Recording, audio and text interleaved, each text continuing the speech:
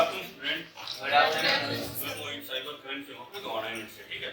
आज मैं आपको लगभग आधा घंटा रहने वाला है, बहुत इंपॉर्टेंट है, बहुत चीजें बताऊंगा, सिखाऊंगा, तो आपको बहुत ध्यानपूर्वक सुननी है, ठीक है। सबसे पहले साइबर क्राइम होता क्या है? कोई भी अपराध जो इंटरनेट की मदद से, कंप्यूटर की मदद से या कोई और डाटाबेस बना के आपकी कोई भी निजी जानकारी जानकर या कोई भी फाइनेंशियली तरीके से किसी के साथ फ्रॉड करना, ठीक है। ये होता है अपना साइबर क्राइम। अब ये होता कैसे कैसे है, इसके बारे में थोड़ा मैं आपको आज बताता हूँ। सबसे पहला हमारा फ्रॉड होता है हैकिंग का। आप सबने सुना होगा भाई, हैक हो गया, मोबाइल हैक हो गया या कंप्यूटर हैक कर लिया, ठीक है। इसमें होता क्या है, पहले या तो प्रोडक्टर आपको कोई लिंक भेजेगा, उसमें आपको बोलेगा आपकी लॉटरी लगी है या कुछ भी, आपको कोई भी लालच देगा, ठीक है। उसको इसका सबसे बढ़िया बचाव है, आपने किसी भी लिंक पे क्लिक नहीं करना है, चाहे वो कोई आपका जानकारी भी भेज रहा हो, ठीक है। आजकल बहुत सारी ऐप आ रही है, आप इसमें क्लिक करो या इसमें गेम खेलो, आपको कॉइन मिलेंगे, उसके बदले आपको पैसे मिल जाएंगे, तो ऐसे किसी भी उसमें नहीं आना, आपको किसी भी लिंक पे क्लिक नहीं करना है, ठीक है। दूसरी बात होती है हमारी स्क्रीन शेयर ऐप होती है।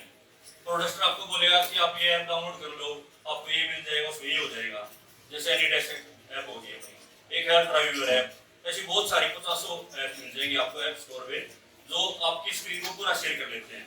जैसे हम फोन पे चलाते हैं, आपने पेमेंट करी, अब आप अपना पिन डालोगे तो जैसे स्क्रीन शेयर हुई उसमें आपका पिन भी चला गया, ठीक है।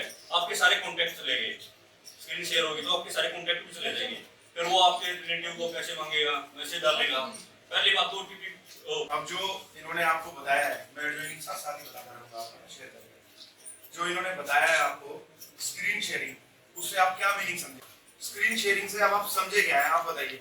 ये जो स्पेक्स पहने हुए हैं, पीछे करता है, हाँ ये खड़े हो, घबराना नहीं है बिल्कुल भी। जो समझ में आया वो बताओ, नहीं आया तो कुछ हम बताने के लिए क्या है स्क्रीन शेयरिंग, एग्जैक्ट किस पॉइंट पे होता है? हाँ क्या क्या अगर कोई लिंक पे स्क्रीन शेयर अगर हम कोई ईमेल हो गया तो पासवर्ड डालते हैं, उसके पासवर्ड शेयर हो जाएगा। हां तो फिर क्या होगा? स्क्रीन शेयरिंग है क्या? एग्जैक्ट पॉइंट पे बताओ, अगर नहीं आया तो हम बताएंगे। किसी को ऐसे किसी बच्चे को जिसको बिल्कुल क्लियर समझ में आया स्क्रीन शेयरिंग होता है, वे चीजें हमें बताएं, जिसको पता है या समझ गया वो बताएं। देखो सर हमारे फोन में होगा पोस्ट। हां देखो सर हमारे फोन में होगा ना पोस्ट को डिटेल। हां स्क्रीन शेयरिंग एग्जैक्टली एक लिंक ओटीपी या किसी भी माध्यम से, जो भी टेक्नोलॉजी के माध्यम से उसने स्क्रीन शेयरिंग आपके उससे कर ली, तो उसमें क्या है कि आपकी स्क्रीन पे, मान लीजिए ये मेरी स्क्रीन है, ये फोन की स्क्रीन है, फोन की स्क्रीन पे फॉर एग्जांपल मैं आप बैक कर रहा हूं, तो इसको एक तरह से वो अपने आप चलाएगा, आपको पता भी नहीं चलेगा, आपकी स्क्रीन सारी चीज वहीं से वो ऑपरेट कर रहा है। इन ऑल वो आपका कहीं फॉर एग्जांपल किसी बैंक के साथ, आपके अकाउंट के साथ उसमें फ्रॉड करना है, तो आपकी डिटेल्स होती है, तो बैंक ने ओटीपी मांगा, तो हो सकता है वो वहां से उसका ओटीपी आ गया उसकी स्क्रीन पे, पैरेलल आपकी स्क्रीन आपके पास भी उसके पास आ गया, तो अपने आप उसको जो आपकी क्रूशियल जो इंफॉर्मेशन है, वो इंफॉर्मेशन उसके पास इजीली ऐसे अवेलेबल होगी क्योंकि स्क्रीन उसकी वही काम करती है, तो आपके पास इसको स्क्रीन, ठीक है। आगे अपना एक को मतलब आजकल हम व्हाट्सएप यूज करते हैं सभी, अपना व्हाट्सएप आप किसी पे भी चला सकते हो। इसमें क्या होता है, सिर्फ एक बार आपको व्हाट्सएप का कोड स्कैन करना होता है, वो आपका व्हाट्सएप इस पे चल जाएगा, वो उसमें मैसेज भी कर सकता हूँ, किसी को भी आपके मैसेज पढ़ भी सकता हूँ, साइन भी कर सकता हूँ। तो सर से उसमें क्या करना पड़ेगा, नोटिफिकेशन में आपकी ऑफ कर दूंगा व्हाट्सएप की, उसमें आपको स्क्रीन ऊपर दिखेगा नहीं कि आपका व्हाट्सएप शेयर हो रहा है। तो इसमें क्या है, आपका जब व्हाट्सएप में जाते हो तो उसमें लिंक डिवाइस पे चेक करते रहना है आपको। अगर आप किसी को फोन देते हो ना, तो जैसे आपने फोन वापस लिया तो आप लिंक डिवाइस चेक करो कि भाई कहीं उसने आपका व्हाट्सएप लिंक तो नहीं कर लिया, तो उसने आपका व्हाट्सएप लिंक कर लिया ना, तो वो सारा काम व्हाट्सएप का उसके हाथ में चला जाएगा, सारा व्हाट्सएप। एक कोई भी फोन देके बता सकते हैं प्रैक्टिकली, अगर आपने देख लिया कि किस तरह क्या है, तो मैं आपको बताऊंगा। जैसे ये होगा भी व्हाट्सएप में यहाँ पे आपको बार सुना जाएगा,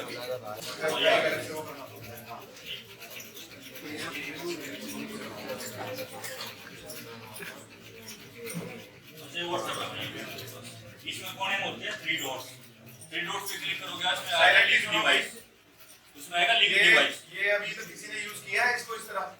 किया है।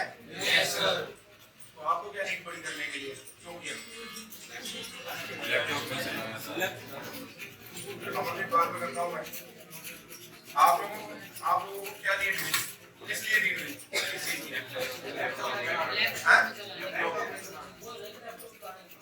बेसिकली ये क्या है कि एक तो हो गया अच्छी नीयत से, मतलब कोई इंटेंशन है नहीं, अपने प्रैक्टिकल वर्क के लिए। एक हो गया गलत नीयत से। फॉर एग्जांपल इनका फोन है, अब इन्होंने व्हाट्सएप का स्कैन इसका कोड कर लिया, उसके बाद पहली बात बोलो मैसेज आता है E B C D E जितने भी लोग उनको मैसेज करते हैं तो इनकी पर्सनल टॉक्स हैं, लेकिन वो स्कैन होने के बाद फिर ये इनकी पूरी पर्सनल चीजें इनको ये है रॉन्ग इंटेंशन से, तो उसका भी आपने ध्यान रखना है। उससे कैसे बचना है वो बताइए। इसमें जब कि आप जैसे लॉगिन कर लिया तो आपकी पूरी नोटिफिकेशन बंद हो जाएगा व्हाट्सएप, तो आपको पता ही चलेगा आपको फोन ले लेंगे उसमें वो आपकी सारी चैट पढ़ता रहेगा, अगर वो चाहे तो मैसेज भी कर सकता है किसी को भी, ठीक है। तो इस तरीके से अपना व्हाट्सएप को चेक करते हैं। अगर आप किसी से फोन लेते वक्त अपना चेक कर लें व्हाट्सएप में डिवाइस लिंक नहीं कर दिया, व्हाट्सएप में जाएंगे 3 डॉट पे जाओगे, उसमें लिंक डिवाइस राइट पे जो ऊपर 3 डॉट्स होते हैं उसका मतलब होता है ऑप्शन, क्लिक करेंगे तो 4-5 ऑप्शन खुलेंगे, आप उसमें से एक लिंक डिवाइस का है, उस पे क्लिक करके देखोगे आप, अगर आपका डिवाइस नहीं कनेक्ट होगा तो उसमें लिखा आ जाएगा वेब चुना जो भी है उसके नीचे, ठीक है। तो उस पे क्लिक करके आपको लॉग आउट कर देना, ठीक है। आया समझ? उससे आप सेफ रहेंगे, आपकी पर्सनल इंफॉर्मेशन, पर्सनल जो भी चीज किसी से शेयर कर रहे हैं, जो भी बात कर रहे हैं किसी से या किसी से कॉलिंग है, वो डायरेक्टली किसी को आपके अननोन आदमी है, आपका ही अपना जो नोन होगा वो आपकी पर्सनल इंफॉर्मेशन नहीं ले पाएगा। तो जब भी किसी को फोन दें, फॉर एग्जांपल कभी-कभी हम दे देते हैं कि दोस्त को भी फ्रेंड साथ रहते हैं, यार एक बंदे को कॉल करना है, कॉल भी दिया और उसकी इंटेंशन ये है कि किस से बात करता है, क्या करती है, ठीक है। न्यू जनरेशन में तो जनरल सी बात है, वो उसको पूरी एक ये होती है जिज्ञासा कि किससे बात करती है, लड़की है तो सोचेगा लड़का किससे बात करती है, ठीक है। और जो बड़ा एज ग्रुप है उसमें पर्सनल इंफॉर्मेशन, जैसे मान लीजिए हम ऑफिस में अपने काम करते हैं, मेरा फोन अगर यूं की इंटेंशन गलत है, उन्होंने ले लिया, तो कुछ ऐसे ग्रुप्स हैं जहां मैं ऐड हूं ये नहीं है, और इनको ये पता चल जाएगा कि उस ग्रुप में मैं क्या क्या मैसेज कर रहा हूँ, किस किससे देख रहा हूँ। तो एक आपकी जो पर्सनल वो है इंफॉर्मेशन वो ही इन चीज़ों से कैसे बचना है तो मैंने बताया, ऑप्शन में जाके और वहाँ से उसको लॉग आउट कर देना है, ठीक है। नेक्स्ट है हमारा कॉल फॉरवर्डिंग। आपके पास फोन आएगा कि भाई आपकी स्पॉटी सिम है, आप उसको 5G में कन्वर्ट करा लो, वो बोलेगा सर आपने एक कोड डायल कर दो, वो बोलेगा आपको स्टार 403 स्टार आगे कोई नंबर है सिम अपना नंबर दे और ऐसे करके बोलवा डायल कर दो। जैसे ही आप वो डायल करोगे आपकी सारी कॉल, सारे मैसेज सब कुछ मेरे पास आएगा, सारे कॉल फॉरवर्ड हो जाएंगे, ठीक है। इसको बोलते हैं हमारा MMI number, man machine interface, ठीक है। हर एक कंपनी का अलग होता है, जैसे किसी का होता है स्टार 21 स्टार, किसी का होता है स्टार 401 स्टार, तो आपको ऐसा कुछ भी डायल नहीं करना है इसी कहने में। अगर आपको सिम अपनी अपग्रेड करानी है सर्विस सेंटर में जाओ, वहीं जाके अपनी सिम लो, ठीक है। वहीं से कोई भी सिम है अपने सेंटर में जाके वहीं से लो, ठीक है। किसी के भी बैकग्राउंड में नहीं आना कि भाई OTP बता दो या वो तो सिम को जैसे 5G कर दूंगा ये हो जाएगा, डाटा स्पीड बढ़ जाएगी, इसके लिए किसी भी बैकग्राउंड में नहीं आना। दूसरा एज ए सेफ्टी आप चेक कैसे करोगे अपने फोन को, उसके लिए आपको डायल करना पड़ेगा *67#। जैसे आप डायल करोगे तो आपके पास हो जाएगा आपकी क्या चीज फॉरवर्ड है, कॉल फॉरवर्ड, मैसेज, टेक्स्ट सब कुछ आ जाएगा उसमें। और अगर किसी की है तो आप कैसे रोकोगे उसको, उसके लिए होता है हमारा #002#. *#67#। कि *#67# मैंने किया है ना, तो ये मेरे पास इंफॉर्मेशन आ गई है। कॉल फॉरवर्डिंग में वॉइस, डाटा, फैक्स, SMS सभी पे नॉट फॉरवर्डिंग लिखा आ गया, दैट मींस कॉल फॉरवर्डिंग। तो आपको सुनिए घर जाके अपना फोन चेक करना है, ठीक है। दूसरी बात, अगर किसी की मिल जाए बाई चांस, किसी की हो रखी हो, भाई आवाज निकली, उसके लिए आपको #002# करना है, ठीक है। अगर किसी की फॉरवर्डिंग है तो वो सारी डिसेबल हो जाएंगी तुरंत उसी टाइम पे, इसको डिसेबल जरूर करना है। इन केस आपको *#67# करने पे फॉरवर्डिंग उसमें डिस्प्ले में आती है, डी फॉरवर्डिंग है, तो उसको 0 ये है ना, डिसेबल करने के लिए *002# वो अपने आप ही सारा #002# डिसेबल हो जाएगा, ओके। #002#। नेक्स्ट होता है भाई अपना फिशिंग होती है। फिशिंग क्या होती है, किसी की निजी जानकारी प्राप्त करना, जैसे मैं आपका पासवर्ड चुरा लूँ, आपके डेबिट कार्ड की जानकारी ले लूँ। और एक होता है अपना ATM में लगा देते हैं, फिशिंग मशीन होती है, उसमें जैसे आप ATM में गए कार्ड यूज करोगे तो आपकी कार्ड क्लोन बना देगा, वो आपकी सारी डाटा इंफॉर्मेशन सब कुछ उसमें आ जाएगा।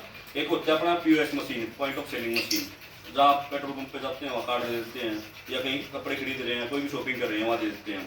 तो वहाँ पे ध्यान रखना है कि उसमें कोई डिवाइस ना लगा हो एक्स्ट्रा, पीओएस मशीन के अलावा कोई डिवाइस ना होना चाहिए, ठीक है। इस चीज़ का आपको ध्यान रखना है, नहीं तो आपके कार्ड क्लोन बन जाएगा और फिर आपका कार्ड यूज कर लेगा, ठीक है। नेक्स्ट होता है अपना मालवेयर। मालवेयर होता है कोई एक ऐसा सॉफ्टवेयर बनाया जाता है गलत तरीके की नीयत से, जो किसी और के सॉफ्टवेयर में और के सिस्टम में डाल दिया जाता है और उसके पूरे डाटाबेस को अपने अंदर हैक कर लिया जाता है, ठीक है। उसको कैसे बचेंगे, उसके लिए हमें अपना फ़ोन अपडेट रखना पड़ेगा हमेशा। जब भी हमारे फ़ोन में अपडेट आता है, आप लोग देखते होंगे, तो अपडेट को ले लेना चाहिए, क्योंकि उसमें हर बार सिक्योरिटी ऐड होती है, ठीक है। अब पिछली बार 2022 में केस हुआ था एम्स का सर्वर हैक कर लिया था, पूरा सारा का सारा डाटा ले लिया था और 15 दिन तक हैक रख दिया था, तो जो अपना हैकर था ना उसने, तो इस वजह से उसको पैसे भी देने पड़े गवर्नमेंट ने। वो हुआ क्यों था, क्योंकि जो एम्स था उसका सारा सिस्टम ऑनलाइन है, इवन ऑक्सीजन भी पेशेंट को मिलेगी वो भी ऑनलाइन है, ऑटोमेटिक है। अगर वो नहीं करते, पैसे नहीं देते, तो क्रिटिकल पेशेंट थे जो हमारे वेंटिलेटर पे थे, जो वो मर जाते। तो उसके लिए इसमें हुआ क्यों, मैंने बताया ये हुआ क्यों। हमारा एम्स था, सरकारी था, उसमें गूगल क्रोम यूज कर रहे थे, बट उसका गूगल क्रोम का अपडेट ही नहीं किया उन्होंने काफ़ी टाइम से, तो उसकी सिक्योरिटी में लैक आ गया था, इस कारण गूगल क्रोम हैक हो गया और इस वजह से पूरा सिस्टम हैक हो गया। तो हमेशा हमें अपना पूरा फ़ोन सॉफ्टवेयर जो भी हम यूज़ कर रहे हैं उसको अपडेट रखें, जब भी अपडेट आता है तुरंत अपना फ़ोन अपडेट कर लें, ठीक है। अब नेक्स्ट होता है अपना आइडेंटिटी थेफ्ट, भाई किसी की पहचान चुराना। इसमें 2-3 चीज़ें हैं, जैसे भाई आप में से किसी ने OLX पे शूज़ ऑर्डर कर दिया नाइकी 6000 का, US 9 कोई भी आपका साइज़ है। अब मैं बोलूँगा हेलो फ्लिपकार्ट से बोल रहा हूँ मैं, आपने सर शूज़ ऑर्डर किए हैं नाइकी का US 11 साइज ग्रीन कलर या जो भी, आप बोलोगे हाँ सर करा था। मैं बोलूँगा भाई OTP बता दो, आपको ऑर्डर कन्फर्म कर देता हूँ, डिस्पैच हो जाएगा, आप बता दोगे। हालांकि फ्लिपकार्ट से ऐसे कोई भी कॉल नहीं आती, उनकी जस्ट कन्फर्मेशन के लिए कॉल आती है, उसमें वो बोलते हैं कि ऑर्डर कन्फर्म करने के लिए आप 1 दबाएं, नहीं तो 2 दबाएं अगर कैंसिल करना है तो, बस इतना होता है, ठीक है। तो कभी भी जैसे इसमें क्या हुआ, आइडेंटिटी चोरी होगी, किसी न किसी तरीके से उसको ये पता चल गया कि भाई इस बंदे ने शूज़ ऑर्डर करे हैं, वो आइडेंटिटी चुरा ली आपकी एक जो आपने शॉपिंग की है वो चुरा ली, उसकी वजह से क्या है वो चुरा कैसे ली भाई, वो उसके लिए बहुत सारी चीज़ें होती हैं। जैसे अब आप दोनों तीनों जूते देख रहे हो यहाँ पे बैठे हो, वो ये शेयर कर दे किसी को कि फलाने आदमी ने ये करा है। दूसरा सबसे बढ़िया तरीका बता दूं, आप लोग क्या करते हो, शॉपिंग बाद में करते हो, पहले फोटो डाल देते हो फेसबुक पे, माय न्यू शूज नाइकी ये वो फला जो नहीं डालते हो ना, सभी देखते हो बहुत सारे, क्या जी सब हो जाता है। डिजिटल अपराध में कोई भी चीज़ ऐसी नहीं है जो ट्रैक नहीं होती, हर चीज़ ट्रैक होती है, ठीक है। पकड़ते भी हैं भाई, नहीं असल एक के बाद एक मुजरिम आता है तो वो तो भाई अपना डिपेंड करता ना। अब हम चोरी को थोड़ी रोक सकते हैं, जो इसको गलत करना है, मैं आपको एजुकेट कर रहा हूँ, आप लोग कुछ लोग इसको गलत यूज भी करोगे। ये प्रिकॉशनरी चीजें हैं जो आपको इंटरनेट के माध्यम से या नेटवर्किंग जो आपके टाइम पे यूज हो रहा है, वहाँ जो क्राइम हो रहे हैं, हम आपको अवेयर कर रहे हैं कि उनसे बचना कैसे है।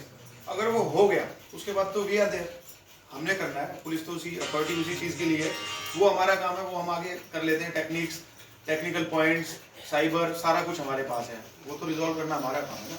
बट आप पहले ही उस क्राइम को, जो क्राइम अगर आपके थोड़े से लैप से हो सकता है, उससे कैसे बचा जाए, उसके लिए आपको अवेयर होना है, ठीक है। ये बेसिक नॉलेज आपको उस चीज़ की दी जा रही है। क्राइम होने के बाद उसको कैसे पकड़ा जाएगा उसके लिए हम है, वो हम कर लेंगे और कर रहे हैं, क्योंकि ये गलती कहीं ना कहीं छोटी मोटी किसी लालच में भूल हो ही जाती है किसी ना किसी से। आप बच्चे हैं, आपसे बच्चों के नाते हो जाएगी। जो बड़े बुजुर्ग लोग हैं वो कभी कभी OTP शेयर कर देते हैं, आपके पेरेंट्स, ग्रैंडपा जो भी हैं, तो उनसे भी गलतियां हो जाती हैं। उसके बाद उनको ट्रैक तो हम कर लेते हैं, वो ट्रैकिंग तो हमारा काम है, आप उसकी टेंशन ना लें, है ना। आप अवेयरनेस तक रहें कि आपको स्टॉप कैसे करना है किसी चीज़ को होने से पहले। दूसरा एक होता है इम्पर्सोनेट अकाउंट। हम क्या करते हैं, किसी का भी फोटो लेकर दूसरा अकाउंट बना देते हैं। बट मैं आप सभी को बता दूं, ये IT एक्ट 2000 के अंडर में अपराध है हमारा, सेक्शन 66D का, ठीक है। तो इसके खिलाफ केस दर्ज भी होगा और सजा भी होगी आपको। तो ये चीज़ आपको बिल्कुल भी नहीं करनी है। कुछ लोग करते हैं भाई, किसी की भी ID फोटो उठा लिया, बना दी। अभी अपने यहाँ वुमेन गवाना में एक केस हुआ था, एक लड़की की ID बना ली 3 इंस्टाग्राम की, वो मैंने ट्रैक किए हैं अभी, ठीक है। उसी एक गाँव का लड़का मिला, उन्होंने उसकी 3 ID बनाई थी, वो हमने पकड़ भी ली, ठीक है। तो बिल्कुल भी अपराध नहीं करना है। ये जो बात बताई है इन्होंने, जैसे आपने अभी क्वेश्चन किया, तो वो ट्रैक कर लिया ना, वो चीज़ तो आपने अभी, आप उस लाइफ के उस पार्ट में है अभी कि आपने इस तरह की क्राइम के बारे में तो सोचना ही नहीं है कि करना है। तो मजाक में भी आपने किया और किसी ने अगर उसमें रजिस्ट्रेशन के लिए हमारे पास आ गए और FIR दर्ज करा दी, तो उसके लिए फिर आप बड़े हैं या बच्चे हैं, फिर आपको भुगतान करना होगा। तो आप क्राइम के लिए बिल्कुल ना सोचें, अपने दिमाग में सिर्फ वो चीज लाएं जिसको कि आपसे कुछ गलत ना हो और आपके अगेंस्ट कुछ ना हो। आप खुद गलत करने की तो सोचे ही ना अभी, ठीक है। नेक्स्ट होता है भाई हमारा ऑनलाइन फ्रॉड। उसमें बहुत सारी चीज़ें होती हैं। सबसे पहली बात तो अनजान दोस्त नहीं बनाने, चाहे वो फेसबुक हो, इंस्टाग्राम हो, टेलीग्राम हो, कहीं भी हो। इसमें क्या होता है, वो लोग आपसे 2-4 दिन बात करेंगे, एंटरटेन करेंगे आपको, फिर आपके पास वीडियो कॉल करेंगे, उससे आपकी मॉर्फ वीडियो बना लेंगे, आपकी वीडियो को चेंज कर देंगे, उसमें फेस आपको होगा, बाकी सारी चीज़ें डिफरेंट होंगी, ठीक है। तो उसमें क्या होता है फिर भाई आप लोग घबरा जाओगे, भाई आपकी गलत वीडियो बनेगी। उसमें क्या है, वो आपके पैसे ही डिमांड करेगा।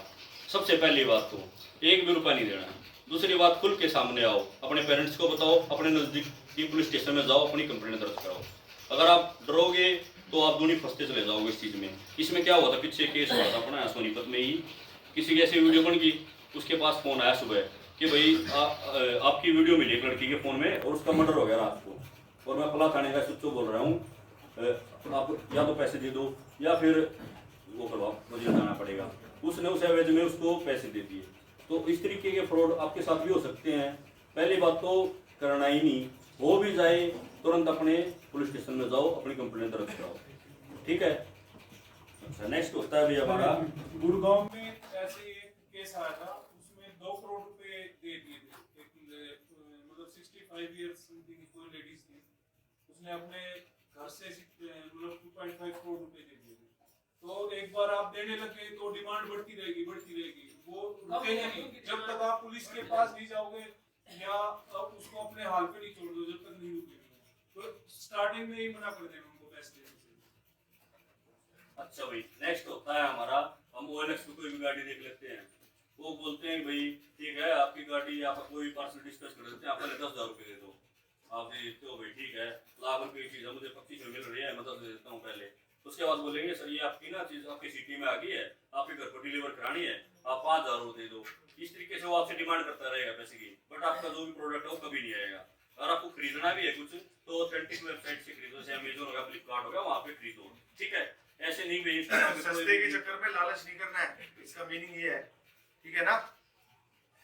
बिल्कुल भी लालच में नहीं आना, जहाँ लालच आ गया वहाँ फंसोगी, सीधी सी बात है। अच्छा भाई, नेक्स्ट अब मैं आपको कुछ एक चीजें बताऊंगा जो आपको क्वेश्चन आप सभी को लेने हैं, ठीक है। एक सबसे पहले आपके जितने भी सोशल मीडिया अकाउंट है सभी पे आप लगाओ 2 स्टेप वेरिफिकेशन।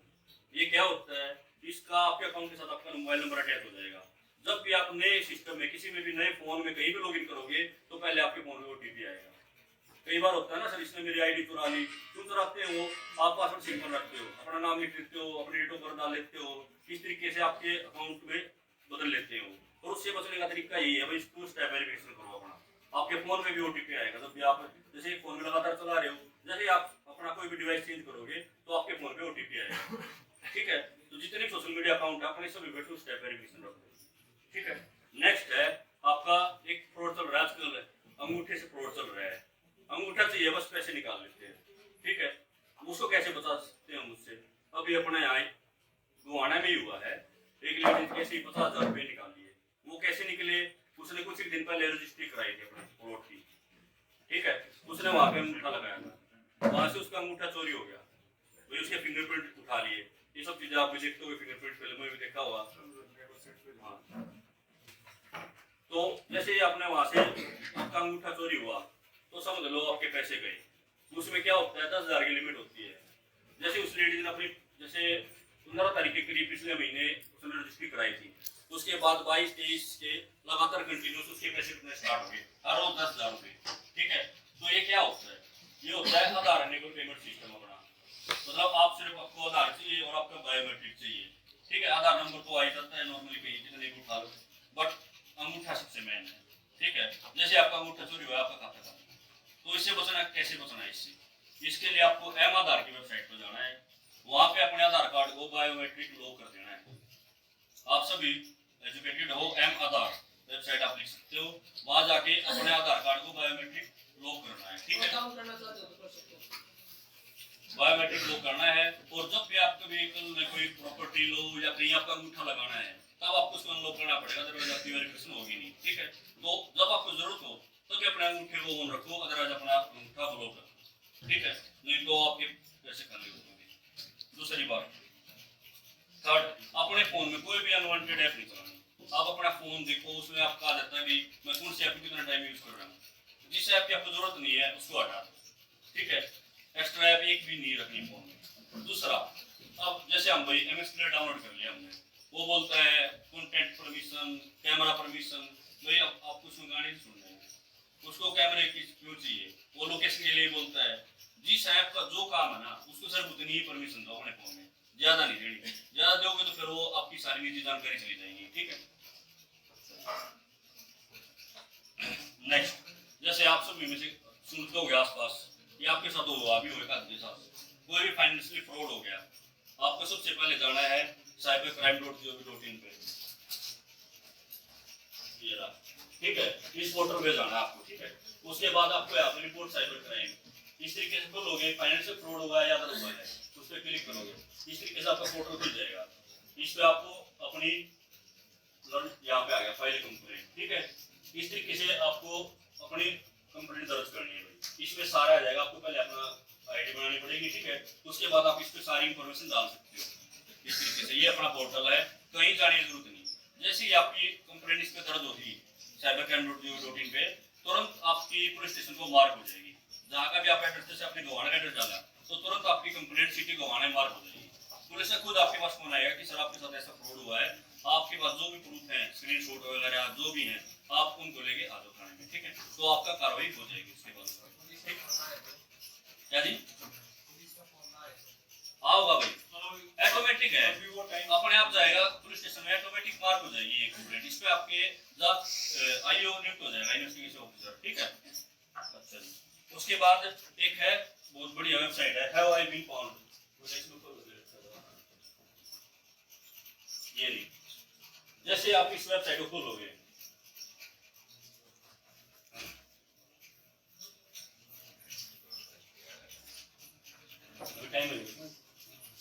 खोल के देखो, यहाँ पे आपको अपना ईमेल डाल के इसमें चेक कर सकते हो।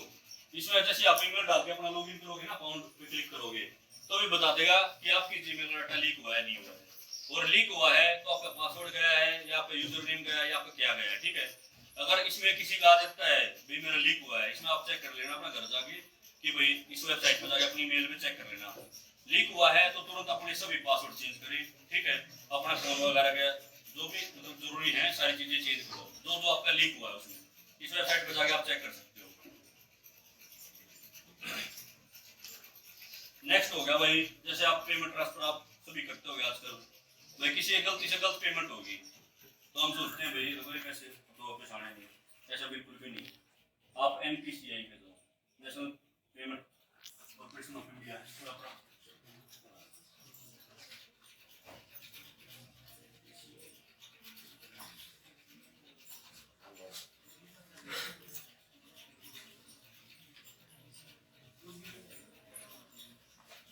जैसे आप इस पे जाओगे एनपीसीआई में, यहाँ पे आप अपनी कंप्लेंट दर्ज कर सकते हो।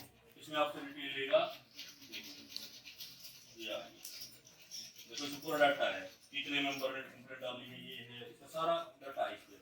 यहाँ पे आप अपना पूरा डाटा डाल के अपनी कंप्लेंट दर्ज करा सकते हो एनपीसीआई में, ठीक है। तो इससे जो आपकी पेमेंट होगी वो ब्लॉक हो जाएगी, उससे आगे फर्दर वो ट्रांसफर नहीं होंगे पैसे और आपके वापस भी आ जाएंगे, ठीक है। ये होगा पेमेंट का। अब एकदम हो जाती है, बट जिस भी अकाउंट में पैसे जाएंगे, अगर उस अकाउंट में जैसे आपके 10,000 ट्रांसफर हुए और अगर उस अकाउंट में सपोज 8,000 रुपए हैं अभी फिलहाल उस अकाउंट में, तो वो 8 के 8 ब्लॉक हो जाएंगे, वही वो आगे उनको यूज नहीं कर पाएगा और वो 8,000 रुपए आपके वापस आ जाएंगे। सारे ट्रांसफर कर दिए, फिर कब को अगर उस अकाउंट में किसी भी अन्य सोर्स से या कहीं से भी अगर वो प्रोडक्ट है किसी और के साथ भी फ्रॉड करेगा, जैसे ही उस अकाउंट में पैसा आता है वो खुद डालता है, तुरंत आपके वही ब्लॉक हो जाएंगे उस पैसे से वो पैसा खर्च नहीं कर पाएगा फिर उसके बाद, ठीक है। नेक्स्ट है भाई अपना, हाँ हम अपना आधार कार्ड पर क्या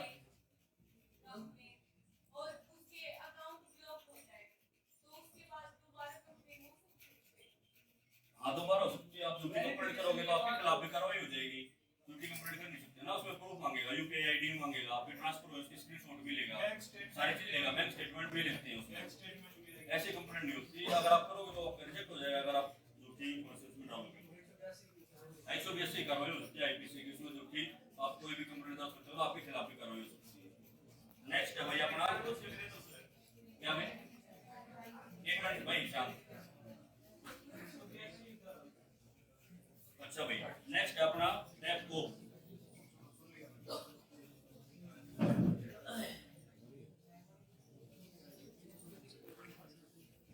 नेक्स्ट है अपना टैक्स बुक। ये अपना गवर्नमेंट का पोर्टल है। इससे क्या पता चलता है, इसमें जब भी आप अपना आईडी डालोगे ना तो इससे ये बता देगा कि आपके नाम पे कितनी सिम इशू है। कई बार होता है कोई किसी का आधार कार्ड ले गया, दूसरे साइन मार के सिम एक्टिवेट करवा लेते हैं, ठीक है। तो इससे आप ये चेक कर सकते हो कि भाई मेरी आईडी में कितनी सिम एक्टिवेट है। अगर आप उस नंबर को यूज कर रहे हो तो ठीक है, नहीं तो इससे ब्लॉक भी हो जाएगा आपका सिम, ठीक है। नेक्स्ट है भाई अपना सबसे कॉमन बात है मोबाइल लॉस्ट। मोबाइल गुम होते हैं, हम भागते हैं इधर उधर, क्या करूं, ठीक है। सबसे बढ़िया है गवर्नमेंट ने लॉन्च करा अपना CIR पोर्टल, ठीक है। इसमें क्या होता है, आपको अपने घर बैठे कंप्लेंट दर्ज करनी है। उस पर जैसे ही आप अपने कंप्लेंट पोर्टल में दर्ज कर दोगे आपका मोबाइल ब्लॉक हो जाएगा। उसमें कोई भी और सिम एक्टिवेट नहीं होगा, और जैसे ही कोई भी और सिम एक्टिवेट होता है तुरंत पोर्टल में उसकी जानकारी आ जाती है कि भाई इसमें फला नंबर का सिम डाला है, ठीक है। उसके बाद पुलिस आपको फोन करवा देगी, ठीक है। भाई आज का इतना ही था। बस का तो हर समय पे भी है ना? हाँ, हर समय पे भी आप दर्ज कर सकते हो, वहां से भी वो पोर्ट होगी CIR पोर्टल भी जाती है वहां से, ठीक है। तो ये कुछ बेसिक जानकारी थी, इन सभी का आपको ध्यान रखना है। आप लोगों ने बताया कुछ? हाँ जी, सेकेंड हैंड सिम फोन खरीदा आपने, इस पोर्टल में जाकर आप ये चेक कर सकते हो कि ये फोन ब्लॉक है या नहीं। इस चीज में वो भी फैसिलिटी है।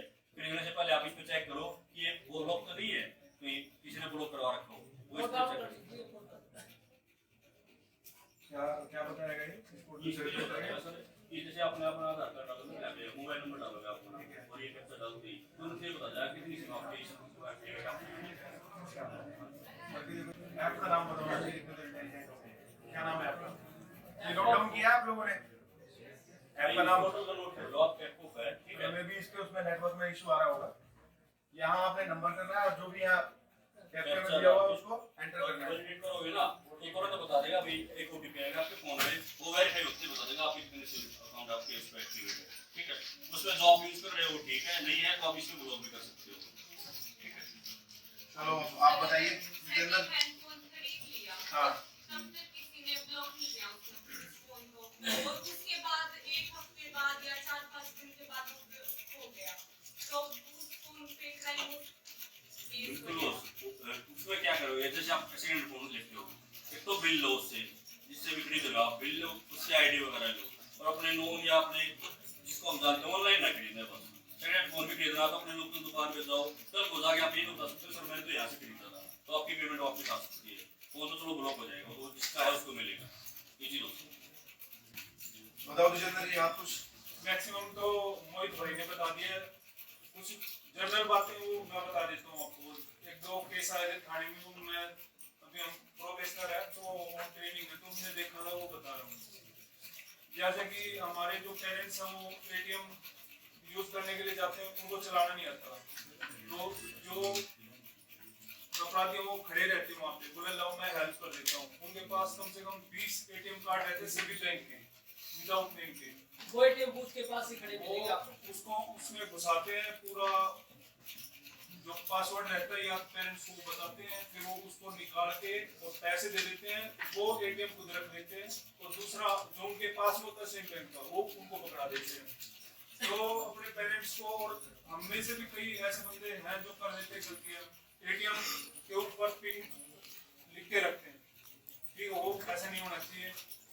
और दूसरी बात ये है कि जब भी ATM में जाते हो रात को, तो मैक्सिमम जगह तो गार्ड रहती है, एकाध जगह नहीं होती है। जैसे बस स्टैंड के अंदर चले गए, रात को बस स्टैंड खाली है, वहाँ पे ATM है, वहाँ पे ऐसा जगह पे ATM यूज नहीं करना है। पैसे की काउंटिंग बाहर निकल के नहीं करनी है, ठीक है। और ATM बूथ के अंदर खड़े होकर पहले काउंटिंग करो, फिर जेब में डालो, फिर बाहर निकलो। कोई भी प्रॉब्लम आ जाती है ATM में, जैसे पैसे नहीं निकले, तो गूगल करने की जरूरत नहीं, सीधा जो संबंधित बैंक है उसमें जाना है और वहाँ पे अपनी प्रॉब्लम बतानी है, वो पैसा मिल जाता है, ठीक है। कई लोग गूगल के चक्कर में पड़ जाते हैं, गूगल में भी गलत अपना बता के रखते हैं।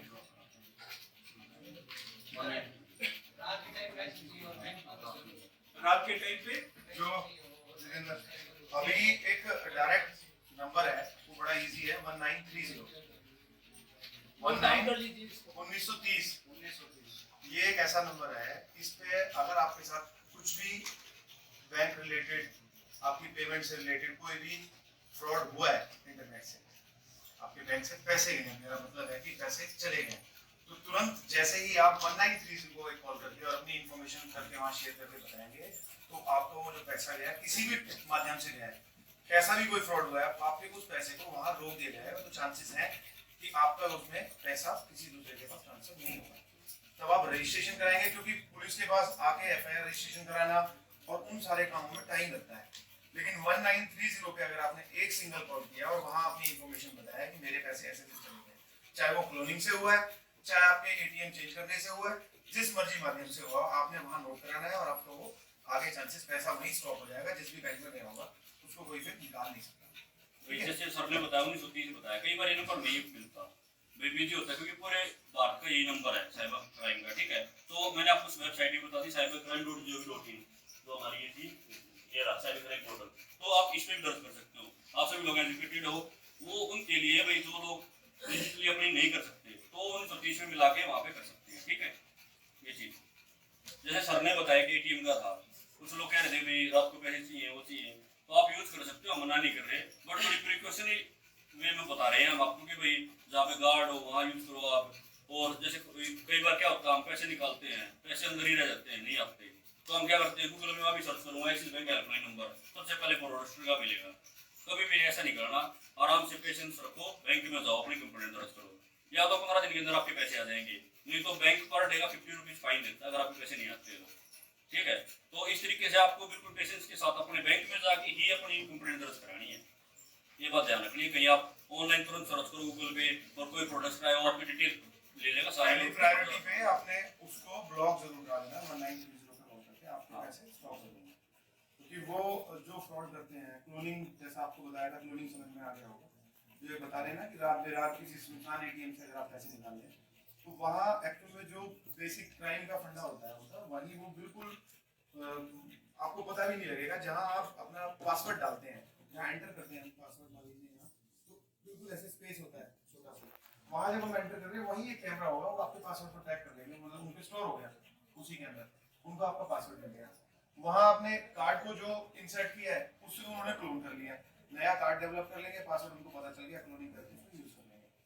ट्रांजैक्शन जैसी हुई है आपके उसमें, आपने इन्फॉर्मेशन 1930 को देना है। और जो भी चीजें हमने आप लोगों को बताई है, ये सब ये चीजें पब्लिक के साथ हुई हैं, वो बता रहे हैं, हम ये नहीं कि अपनी फिल्म बना रहे हैं, जो रियल लाइफ में है, जो होते हैं अक्सर अपराध, वही आपको बता रहे हैं। इससे आपको खुद अवेयर होना है और अपने जो भी परिवार वाले हैं या अपने यार दोस्त हैं सबको बताओ इन सब के बारे में। बेसिकली जो हमारे ओल्ड एज के हैं, आपके ग्रैंडफादर वगैरह जो हैं, उनके साथ खासकर ये जो है ना एटीएम चेंज होना, ये उनके साथ बहुत मतलब काफी हमारे क्राइम में आता है। लोग जो इन्फॉर्मेशन देते हैं कि हमारे साथ ये क्राइम हो, तो उसमें एक बेसिक चीज आती है कि मैं वहाँ एटीएम गया था जी निकालने के लिए पैसे, और मैंने एक लड़के को बोला पीछे लाइन में बैठा, तो बेटे मेरे एटीएम से पैसे मेरे को आ नहीं रहा, मान लीजिए पासवर्ड डालना नहीं आ रहा, तो उन्होंने पासवर्ड एग्जैक्ट पासवर्ड वही बताया, कोई क्लोनिंग नहीं हुई, सिर्फ उसने क्या किया है, उनके उस टाइम पे पैसे 1000-2000 जो निकालने वो निकाल ली, उसको चेंज कर दिया। सेम एक्सिस बैंक का दूसरा वो ले रहा, मेरा एक्सिस बैंक का अभी चेंज करके आप दोगे, मुझे खुद भी नहीं पता लगेगा, क्योंकि कोई नहीं देखता, लिया और रख के चला गया, ठीक है ना। वो फिर आ गया, आप तब तक घर की तरफ जाएंगे, उससे पहले वो 1,50,000 जो भी आपकी लिमिट्स है उसमें वो दूसरी तरह से निकाल देगा। आप बताओ। एक होता है अपना लॉटरी फ्रॉड, इसमें क्या होते हैं, अपने पास कॉल करते हैं, कॉल करके बोलते हैं जी आपकी कार निकली है लॉटरी में या कोई और आइटम निकला है, और आपको बोलते हैं कि इसके लिए आपको ये अपने जीएसटी चार्ज वगैरह लगेगा, शुरू में बोलते हैं डॉक्यूमेंटेशन चार्ज वगैरह, ये कम बताते हैं आपको। धीरे धीरे करके आप जैसे पेमेंट करनी शुरू करते हैं तो वो अलग अलग और चार्जेस बताने लगते हैं, आपसे हैवी अमाउंट दे देते हैं, और इस प्रकार से आपका लॉटरी फ्रॉड करते हैं। इसके लिए आपके पास वो कई बार क्यूआर कोड वगैरह भी या व्हाट्सएप पर भी कॉल करते हैं, तो इसके साथ में वो आपके जो आपका ओटीपी भी आता है, बोलते हैं कि ओटीपी शेयर करें, इस हम कंफर्मेशन कर देंगे आपका ऑर्डर पहुंच जाएगा। इस प्रकार से ये लॉटरी फ्रॉड करते हैं। कई बार ये बोलते हैं टीचर्स हैं और जो आपके पेरेंट्स हैं, वो सभी को आपको एक वर्ड सिखाते हैं, वो लगभग सभी ने सुना होगा, शेयरिंग इज केयरिंग। बट यहाँ शेयरिंग इज केयरिंग नहीं है, यहाँ शेयर ही नहीं करना है, सिर्फ एक ये ही माइंड में रखना है कि इस तरह की कोई भी इंफॉर्मेशन शेयर नहीं करना। आगे इसमें कई बार क्या होता है, आपके पास URL लिंक भेज दिया जाता है कि आप इस लिंक पे अपना ये जो भी ऑप्शन दिए इनको फिल करेंगे तो आपका जो भी प्रोडक्ट आपका है वो आप तक पहुंचा दिया जाएगा। लेकिन वो उनका आपकी जानकारी जुटाने के लिए वो भेजते हैं, जैसे ही आप उस पर क्लिक करके जानकारी देते हैं उनके पास सारी जानकारी से दी जाती है। उससे जितना भी उन्हें फ्रॉड करना होता है, आपके अकाउंट जो लिंक है, बैंक नंबर जो लिंक है, जिससे वो सारा आपका प्रोडक्ट खाली कर देते हैं बैंक में। और इसके अलावा एक होती है अपनी सिम स्वैपिंग। उसमें क्या होता है, अपने सिम के पीछे 20 डिजिट का नंबर होता है, वो होता है ICC ID कोड होता है। वो उसका क्या करते हैं, कई बार वो कॉल करके बोलते हैं कि जी आप बैंक से बोल रहे हैं, आपका ये डॉक्यूमेंटेशन आधार लिंक नहीं है या और कुछ आपका लिंक करना, तो इस पे आपका OTP आएगा, आप वो शेयर करते हैं। लेकिन जैसे ही आप वो शेयर करेंगे तो आपकी वो सारी इंफॉर्मेशन उनके पास चली जाएगी और जितना भी आपका बैंक का अकाउंट है वो बिल्कुल वो खाली कर देंगे। इसके अलावा आपके जैसा सर बता रहे हैं भाई, इसमें अगले जैसे प्रोडक्ट ने आपके आधार कार्ड और पैन कार्ड ले लिया। अब आजकल आप इंस्टाग्राम पे देखोगे ना, बहुत सारी कंपनी ऐसी आ रही है, दो छोटे छोटे लोन 2,000 के 3,000 रुपए के लोन सिर्फ आपका आधार कार्ड और पैन कार्ड की कॉपी लिए करते हैं। जैसे फिर जिसका आधार कार्ड और पैन कार्ड है वो कल वो गाड़ी लेने गया, वहाँ देखेगा भाई उसका सिविल स्कोर खराब मिलेगा। तो उसके लिए आपको क्या करना है, अभी सबसे मेन बात बार बार यही कह रहे हैं भाई, अपना आधार कार्ड पैन कार्ड से भी अपने सुरक्षित रखो। जैसे ही आप आ जाओगे आपका सिविल स्कोर खराब मिलेगा, आपको 10, 12, 15 ऐसे लोन मिलेंगे भी, कोई 2,000 रुपये, कोई 4,000 रुपये का। ऐसी बहुत सारी ऐप आजकल आई हुई है जो सिर्फ और सिर्फ आधार कार्ड और पैन कार्ड की देख के कॉपी लेके उसी पे कर देते हैं। ठीक है, तो मेन बात यही है भाई, अपनी कोई भी निजी जानकारी शेयर नहीं करनी। ये एवन से जो है ऐप वगैरह डाउनलोड करके चाइनीज ऐप होती है, ये लोन देती है, फिर आपको फंसाते हैं। फिर ये इनका आना इतना ये देख डेबिट ज्यादा हो जाता है, फिर फर्जवान हो जाता है बंदा, फिर गलत काम कर सकता है। ठीक है, इसलिए इन ऐप को डाउनलोड मत करना, जो प्योर है उन्हीं को ही आप डाउनलोड करना है। किसी का आगे अपने पिन वगैरह शेयर नहीं करनी है, कोई OTP वगैरह कुछ शेयर नहीं करना है। खुद भी जागरूक होना है और अपने फादर पेरेंट्स कोई ताऊ चाचा उनको भी सभी को जागरूक करना है। ठीक है, जिस तरह आप यहाँ कोचिंग देते हैं, किस चीज़ की कोचिंग है आपकी यहाँ? जी, ठीक है। जो फ्रॉड इंटेंशंस के साथ जो ये काम करते हैं सारे लोग, वो इसी तरह एक कॉल सेंटर्स चलाते हैं। वहाँ आप जैसे ही बच्चे होते हैं, चाहे उनकी कुछ लोग तो यूज करते हैं कम एज के बच्चों को, ठीक है, और बाकी उससे बड़े तो होते ही हैं। वो प्रॉपर एक अपना कॉल सेंटर चलाता है, वहाँ इसी तरह की ट्रेनिंग देते हैं, वहीं से वो ये सारे काम करते हैं। अभी पीछे आपने इन फ्रॉड से रिलेटेड एक वो मूवी भी देखी होगी, जामतारा, ठीक है, वो ये ऑनलाइन ही फ्रॉड्स है। वो अवेयरनेस की मूवीज है, वहाँ ये दिखाया हुआ है कि कैसे लोगों को फंसाया जाता है जाल में, लालच देते के।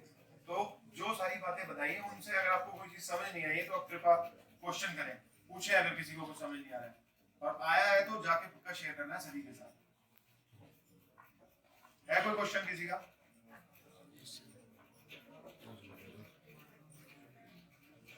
एक इनके लिए बच्चे जो है अपने गर्ल्स हैं, मैं इस पार्ट से अलग बताता हूँ। एक है crime against women. Crime against women में आपको कहीं भी ऐसा लगता है कि भी ये कोई भी मेरे साथ कोई जो हरकत हुई है वो गलत है, तो उसको आप छिपाए ना, अपने टीचर से शेयर करें, अपने पेरेंट्स से शेयर करें। वो इस टॉपिक से अलग है, वो एक जनरल क्राइम है। कभी कभी क्या होता है कि एक क्राइम स्टार्ट हुआ और आपने उस टाइम पे इंफॉर्मेशन किसी को नहीं दी, तो एक क्राइम बड़ा क्राइम बन जाता है। उसमें कुछ नादानी में बच्चे जो होते हैं, लड़का या लड़कियां, वो अपने पेरेंट्स जिन्होंने आपके लिए इतना कुछ सरवाइव किया, उसके बाद उनकी बिना सुने भाग जाते हैं घर से, ठीक है। तो ऐसे छोटे छोटे वो क्राइम की स्टार्टिंग ऐसी होती है, किसी भी छोटी चीज से होती है। तो आपको कहीं भी कोई रिपोर्टिंग लगती है कि होनी चाहिए ऐसे क्राइम की, तो आप बिल्कुल पुलिस को इन्फॉर्मेशन दें। ठीक है बच्चों, थैंक यू वेरी मच। और इसको अप्लाई करना बिल्कुल अपनी लाइफ में, और आगे भी मैसेज पहुंचाना, ठीक है। Thank you.